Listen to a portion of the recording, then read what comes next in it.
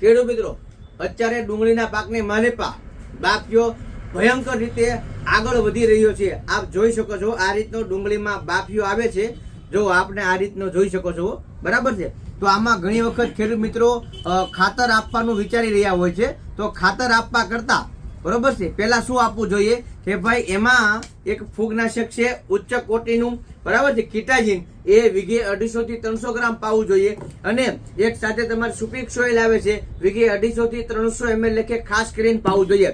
ઘણા બધા ખેડૂત મિત્રો એવું વિચારતા હોય છે કે ભાઈ ખાલી શેડું જ બળે છે અને શેડું બળે છે એટલા માટે તમે આને ફટાફટ રીતે તમને કોઈ ખાતર આપી ગયો અને ઉપરથી દવા છાંટી ગયો તો રિઝલ્ટ મળી જાય. પરંતુ ખાસ ખેડૂત મિત્રો પેલા જોઈ લેવું, જો આ રીતનો બાફિયો હોય, બરાબર છે, તો દવા ઉપરથી સ્પ્રે કરવા કરતા પહેલા નીચે તમારે આ બંને વસ્તુ આપવી જરૂરી છે.